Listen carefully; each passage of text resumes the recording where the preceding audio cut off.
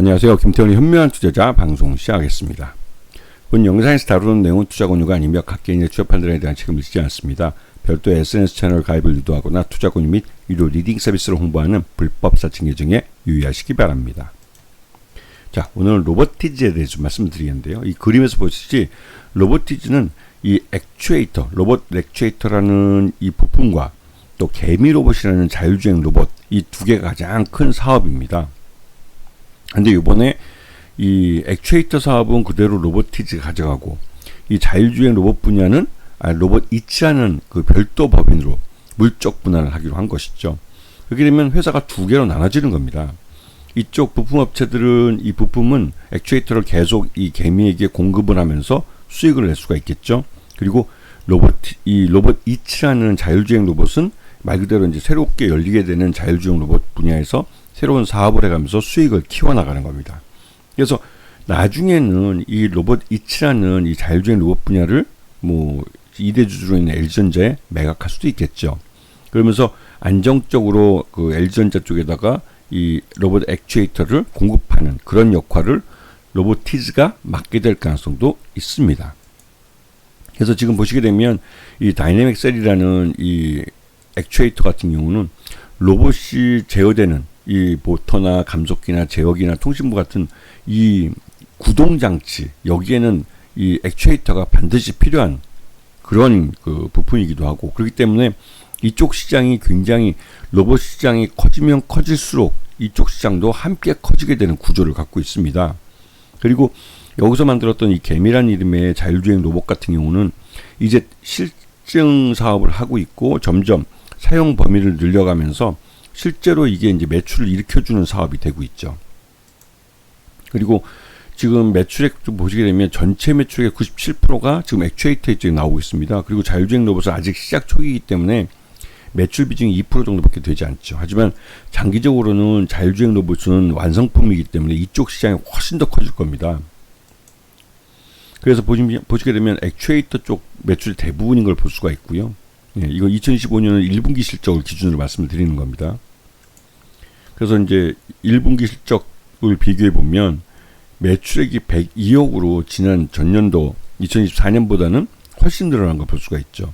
그리고 적자에서 흑자로 돌아섰습니다.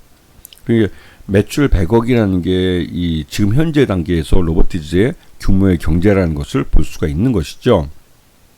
그리고 단기 순이익도 적자에서 흑자로 돌아섰습니다. 이게 이럴 때 우리가 이제 말하는 게 어닝 서프라이즈죠. 적자 기업이 흑자로 돌아서는 것은 그 나름대로 의미가 있습니다. 그렇지만 이 로보티즈 사업 자체가 사업 초기에 있고, 그리고 이 자율주행 로봇 분야를 별도 범위로 물적 분할을 하고 있기 때문에 불확실성이 크죠. 그렇기 때문에 지금 실적을 갖고 직접 현재 기업을 밸류에이션 하는 데는 좀 무리가 있습니다. 그리고 최대주 특수관계인 지분이 26%밖에 안 되기 때문에 최대주 지분이 굉장히 좀 취약한 편이에요. 그래서 실제로 지금 적자에서 흑자로 돌아설 경우에는 최대주 지분을 좀 늘려야 될 필요가 있습니다. 자, 그리고 2대 주주로 LG전자가 지금 7.36%의 지분을 갖고 들어와 있죠. 그렇기 때문에 항상 이 LG전자는 지난해 그 CES 때 사장이 이제 그 추가적인 M&A를 통해서 로봇 분야나 앞으로 이제 첨단 그 기술 분야로 이제 각광받고 있는 분야에 대해서 사업을 강화할 수 있다고 여러 번 말을 했어요. 그러면서 항상 LG전자는 로봇 분야에서만큼은 2대 주주로 이름을 올린 회사들이 몇 개가 있습니다. 상장사 중에서도. 그런 회사들은 항상 LG전자의 M&A 대상이 될 수 있다는 것 때문에 주가가 급등하곤 하죠. 이게 이제 그 삼성이 레인보우 로보틱스를 인수하고 또 SK온이 또 T로보틱스에 대한 지분을 늘리면서 이 M&A에 대한 부분, 이 부분이 대기업들이 다 이제 로봇 분야에 진출하면서 M&A를 하면서 등치를 키우고 있는 그런 것들과 인맥상통하는 겁니다.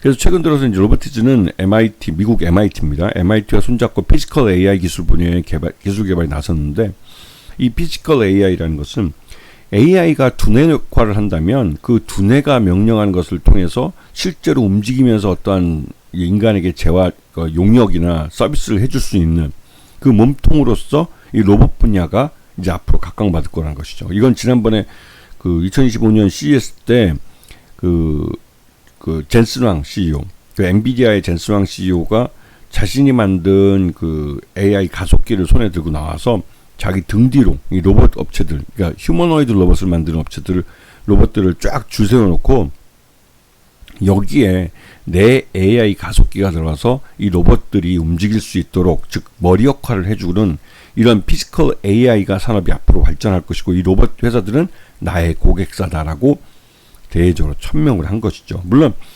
이 엔비디아가 빛나는 자리에 자신들의 휴머노이드 대표 로봇이죠. 이것들을 병풍 세우는데 동의하고 이런 로봇을 이제 내주고 한 게 자기네 로봇 기술을 이제 자랑하는 그 기회이기도 하면서, 엔비디아라는 세계적인 기업과 손을 잡고 자신의 사업을 하고 있다는 것을 로봇 업체들이 홍보할 수 있는 기회가 됐기 때문에 그렇긴 했지만, 그래도 이 AI 가속기를 만드는 엔비디아의 파워를 잘 보여준 그 대표적인 그 사진이라고 볼 수가 있습니다. 물론 지금 여기 사진을 올려놓지는 않았지만, 그 젠슨 황 CEO가 내놓은 이 피지컬 AI라는 개념 자체가 그 시간이 지날수록 구체화되고 있는데, 그 로봇 분야로 구체화되고 있는 것이죠.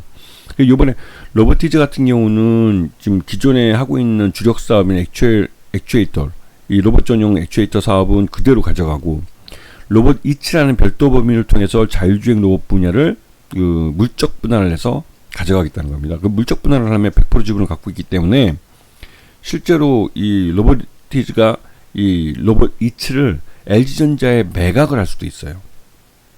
그렇게 되면 LG전자 같은 경우는 단번에 이 자율주행 로봇 분야에 대해서는 뭐 시장을 기술적인 부분에서 굉장히 앞선 기술을 한꺼번에 확보할 수가 있는 것이죠. 물론 그건 LG전자가 하기 나름입니다. 하기 나름인데, 그 나름대로 로보티즈가 이렇게 별도 범위로 분리하는 것은 아마도 그런 이유가 있는 것이 아닐까라는 생각이 듭니다. 안 그랬으면 그냥 로보티즈가 그대로 있으면서 이대주진 LG전자가 뭐 전환사채 같은 거 다른 레인보우 로보틱스를 삼성전자가 그 인수했던 방법처럼 그런 식으로 이제 이 경영권을 매각할 수도 있는데도 불구하고, 로보티즈는 굳이 수고스럽게 물적 분할을 선택을 한 겁니다. 그렇게 하면 로보티즈에 대해서는 매각을 할 수 있지만, 로보티즈 같은 경우 주력 사업은 그대로 지금 현재 그 로보티즈의 오너들이 가져갈 수가 있는 것이죠. 그러면 이거는 LG전자에 계속 그 액추에이터를 공급하면서 계속 먹고 살 수 있는 겁니다. 이 자율주행 로봇 사업은 어차피 커질 것이고. 근데 이런 부분을 잘 보시면, 특히 이번에 그 로보티즈하고 LG전자가 피지컬 AI 기반의 작업용 휴머노이드를 사업화한다는 걸 이 모의를 체결했어요. 이렇게 되는 건 휴머노이드 로봇이 바로 이제 피지컬 AI의 가장 상징적인 그림입니다. 그리고 이 분야에 대해서 LG전자가 좀 뒤처져 있는 건 사실이에요. 그렇기 때문에 LG전자는 이런 분야를 빠르게 추적할 수 있는 부분은 뭐 M&A라고 볼 수가 있죠. 그래서 관련된 기술을 갖고 있는 업체들을 지분을 투자하면서 자기 옆에 두고 있는 겁니다. 그리고 이제 그렇기 때문에 로보티즈가 2대 주주로 LG전자가 이름을 올리고 있는 것은 로보티즈 주가를 끌어올리는 가장 큰 이유 중에 한 가지가 된 것이죠. 그리고 지금 최근 들어 보면 이게 지난번에 그 10% 지분을 넘겼을 때, 그때까지는 외국인 투자자들이 꾸준히 사들였어요. 하지만 그 이후로 10% 넘어가는 데부터는 외국인 투자자들 대량으로 이제 그 순매도를 보입니다. 어떤 날은 20만 주를 판 적도 있고, 최근 들어서 18만 주를 한꺼번에 팔아치운 적도 있어요. 그러면서 지금 10%까지 늘어났던 외국인 지분이 5.95%로 반토막이 나버렸습니다. 이렇게 된 것은 다른 무엇보다도 물적 분할한 그 이유도 있고, 6월달 초에 이제 물적 분할을 선언을 하고 물적 분할 바로 들어가서, 그리고 이제 그 이후에 이렇게 주가 급등한 것은 그 이재명 정부가 들어서 이 모두의 AI 정책에 의해서 로봇 분야도 투자를 많이 해주겠다는 것이죠. 그런 부분에 대해서 이제 기대감 때문에 매수세가 많이 올라온 것이고, 하지만 그 와중에 외국인 투자자들은 계속 그 차익 실현을 하면서 일부 지분을 낮췄습니다. 그리고 실질적으로 로보티즈의 1분기 실적 기준으로 봤을 때 적정 주가는 한 6만 5천 원 정도로 평가가 되고 있어요. 그래서 이 지분을 이게 이제 넘어가게 되면 뭐 말 그대로 차익 실현을 뭐 일부 하는 건 맞는 거라고 생각이 듭니다. 그렇게 하면서 저점을 이렇게 높여가면서 말 그대로 이 그러니까 로보티즈라는 기업 가치를 이제 주가에 반영을 해가면서 샀다 팔았다를 계속 하는 것이죠. 그렇기 때문에 길게 보시면 지금 현재 올라가 있는 게 한 6만 5천 원 적정 주가 한번 찍어주고 다시 또 반등이 나온다면, 이제는 2분기 실적, 그 2분기 실적에 대한 기대감이 주가에 반영되는 흐름이라고 볼 수가 있는 것이죠. 그래서 로보티즈 같은 경우는 이 자율주행 로봇을 물적 분할을 하는 게 좀 변수가 되고 있지만 전반적으로 로보티즈 자체 사업, 그 액추에이터 사업이 발전하고 있고 성장하고 있고 실적을 내고 있기 때문에, 그리고 흑자 전환을 했기 때문에 그런 부분에 대해서 주가가 더 긍정적으로 작용할 가능성은 높습니다. 그래서 로보티즈에 대해서는 좀 더 관심을 갖고 저가 매수의 기회를 잡는 그런 식으로 접근을 하신다면 충분히 추가적인 수익을 낼 수 있는 그런 종목이라는 그런 생각이 좀 드네요.